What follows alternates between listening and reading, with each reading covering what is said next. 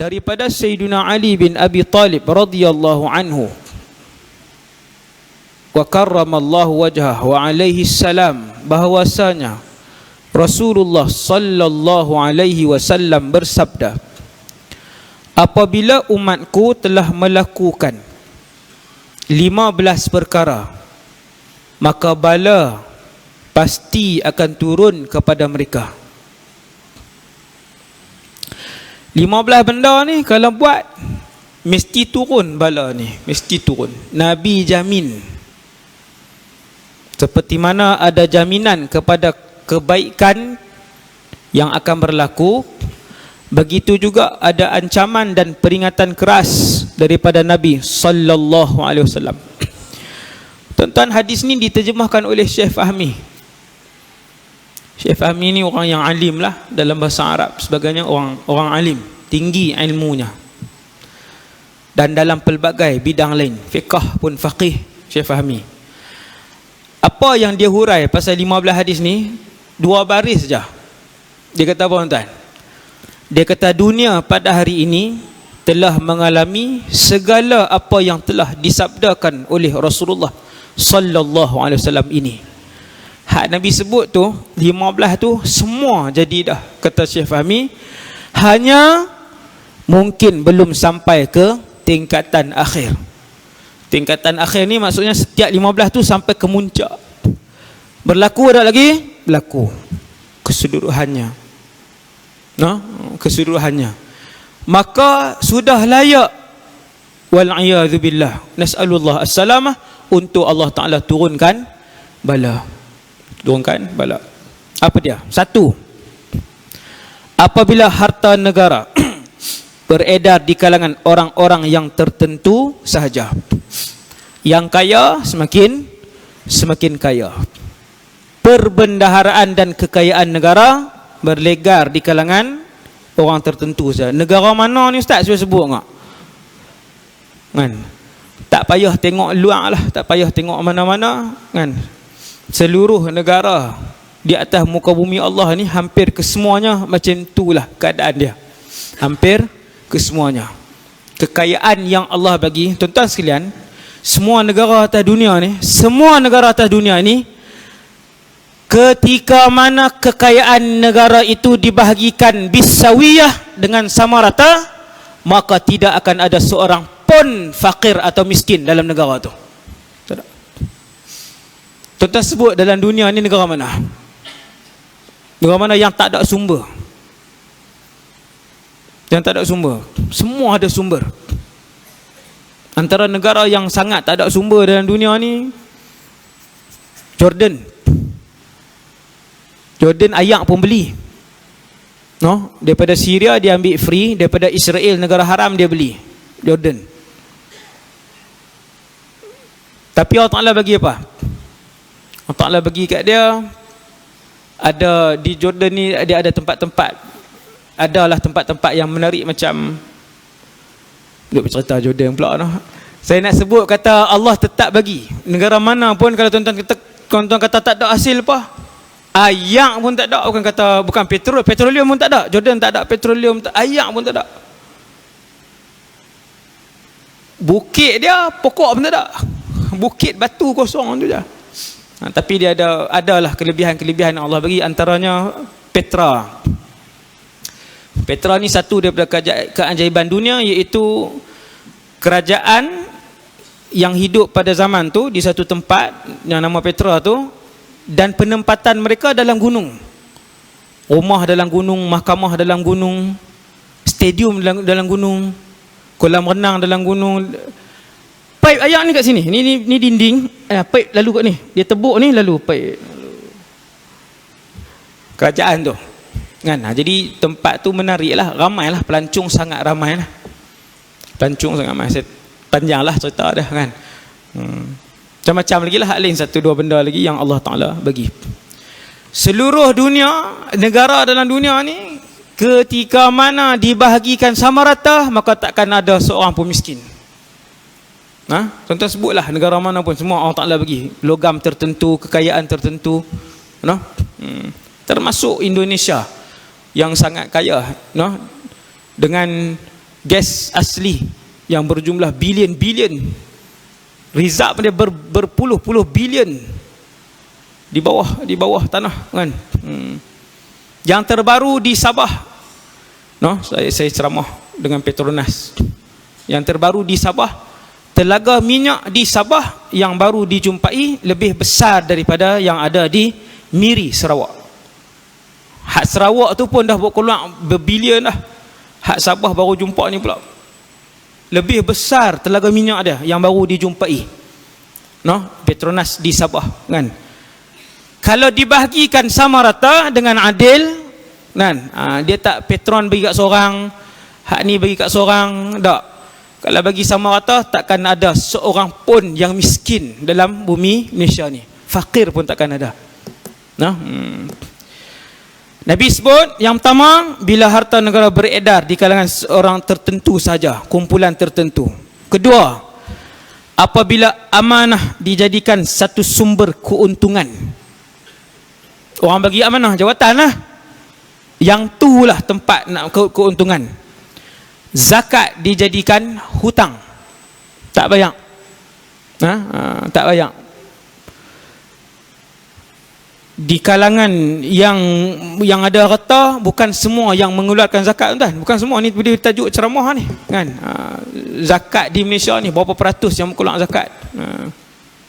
Masih ramai yang tidak mengeluarkan zakat, takut rugi. Nombor 4, suami mengikuti kemahuan isteri. Dalam keadaan dia ikut kemahuan isteri, dia buat apa? Dia derhaka dengan ibu dia. Siapa yang faham bahasa Arab, dia bersambung tu, sifat tu bersambung. Benda yang banyak kamu akan tengok di akhir zaman nanti, suami yang ikut kemahuan isteri kemudian membelakangkan ibu dia sendiri. Tu berapa bulan lepas tu yang halau mak dia tu kan, tabuh halau, lepas tu bela bini dia, jaga bini dia elok-elok. Masuk dalam YouTube kan, mak dia bawa lah diri. Ibu betul, ibu kandung. Dia pukul, dia halau. Ibu tu bagi tahu, kata semua dia nak ikut cakap isteri dia. Isteri dia kata saya jahat. Mak tu kata, dia ikut kemahuan isteri, sambungan sifat orang tu, dan dia menderhakai ibu dia. Untuk ikut dan taat kepada isteri, permintaan isteri, kehendak isteri, menjadi derhaka kepada ibu dia, kata Rasulullah. Nombor 3, sifat dia kalau dengan kawan baik. Keempat, sifat dia, lelaki tak saat ni, dan menjauhkan diri dari ayahnya. Dengan ayah ni dia double standard. Habis 7. Kemudian 8, ini lain pula. Suara-suara ditinggikan dalam masjid, bergaduh. Lambak, bergaduh. Gaduh pasal duit masjid, bergaduh pasal nak berebut ambil tu. Pegang-pegang tak hidup pun masjid. Dah memang mereka tak pergi masjid. Orang duk pegang buat elok dah. Buat program elok dah. Dia nak juga, hak grup tu nak juga. Pegang-pegang tak main masjid pun. Sebab memang bukan orang masjid. Gaduh. Suara ditinggikan dalam masjid. Memang bertengkar. Yang menjadi ketua suatu kaum adalah orang yang terhina di antara mereka. Tuan, hak pegang jawatan tu, yang Nabi kata akhir zaman tu, 15 bala hak orang panggil serangkai ni, 15 serangkai ni, Nabi kata kamu akan tengok yang pegang jawatan, yang jadi ketua ni hak paling jahat. Dia yang paling setan kali. Dia yang pegang. Seseorang dimuliakan kerana ditakuti kejahatannya, bukan sebab dia baik, sebab jahat sungguh. Semua kat takut dengan dia, kena rapat dengan dia. Kalau tak rapat, siap. Ada belakang. Minuman keras sudah diminum di segenap tempat. 7E ni antaranya di Malaysia yang jual minuman keras ni 7-Eleven. Kalau ada pemilik 7-Eleven yang orang Islam, dia jual juga, setiap titisan yang dia minum dia tanggung dosa besar, walaupun dia duduk di rumah, walaupun dia duduk di Matin. Contoh ni duduk dengar kuliah, dia token 7E, ada harap di 7E dia. Tiap-tiap titisan dia tanggung dosa besar tu. dia duk baca Quran, dosa besar duk masuk juga. Maka kalau ada 7E yang jual arak, tuan-tuan kena buat protes penduduk tempatan. Boleh buat protes, maka dia akan buang arak tu, arak dia tak jual. Dan arak tu RM4, RM6 dalam tin tu kan, anak-anak muda semua boleh beli, tak dilarang langsung. Dulu saya pernah sebut kat tuan-tuan, dalam handphone anak-anak murid kita, bila kita cek ada gambar duk minum arak, selfie lagi. Dia terlupa buang botol arak 2-3 tin tu. Kan zaman selfie, setiap jam kena tangkap gambar, kena update. Tangkap gambar, tak ada jam, tak apa, tangkap. Saja berjalan-jalan buka ni duk rakam. Kan ada apa, tangkap lupa angkat botol arak 2-3 botol, angkat tingkatan 3, tingkatan 2. Cek handphone, kita nak ambil handphone tu pasal benda lain. Ni bukan sekolah saya lah. Dulu saya mengajar sekolah menengah. Dulu ya, tengok, ya Allah, botol tin arak dengan botol arak. Tanya, ni minum ke pergi duduk di meja tu? Minum. Tuan ingat susah nak beli 7E, semua ada, pergi ambil je. Tin botol semua pergi ambil, murah ya. Kena protes kat mana 7E yang ada arak tu, penduduk tempatan buat sampai dia tak jual benda tu. Kain sutera banyak dipakai, hak ni puluh-puluh tahun. Nombor 13, penyebab bala, para artis disanjung-sanjung. Tuan-tuan tengok Syekh Fahmi terjemah apa, para artis disanjung-sanjung. Hak menari melompat, hak tak ada agama, hak tak ada tudung, hak tak ada apa, hak sat sebut solat, sagi buat benda maksiat pula. Hak ni yang disanjung pada hari ni. Cukup sanjung. Nak buat program mana, nak tarik crowd, kena selit artis 2-3 orang. Hak berjoget bergelek ni, lagi ramai lah. Disanjung habis-habisan. Diberi anugerah, dibuat program jutaan ringgit dalam TV setiap hari. Program, rancangan dan ruang untuk artis melalaikan umat Nabi Muhammad setiap hari. Ada ruang. Peruntukan banyak. Saja-saja 200,000 nak buat satu program, betul ke bohong? Dan program macam tu tiap-tiap hari ada. Tuan-tuan ingat program tu percuma ke? Orang nak pegang kamera, orang nak pegang lampu. Tuan-tuan ni siapa yang biasa masuk TV kan, semua tu kena bayar. Program rakam saya ceramah hari tu pun, yang tu pun satu slot tu kena berapa puluh ribu. Perlu berapa belas orang terlibat, tu rakam ceramah aja. Kalau hak rancangan-rancangan macam tu diberi. Artis disanjung-sanjung. Tuan Guru Syekh Fahmi Zamzam terjemah. Muzik banyak dimainkan, semua rumah ada muzik. Yang ke-15, generasi akhir umat ini melaknat generasi pertama. Hak ni Syiah banyak. Syiah yang melaknat generasi pertama siapa dia?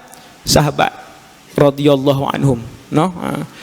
Kumpulan yang paling mulia para sahabat, yang itulah yang dilaknat oleh Syiah. Bahaya Syiah ni.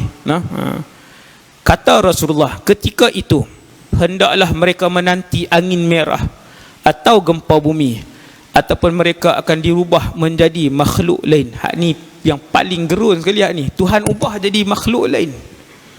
Seperti mana dulu Bani Israel diubah oleh Allah, sebahagian dia jadi kera, sebahagian dia jadi babi pun ada. Babi ubah jadi babi, sekampung jadi babi, keluar.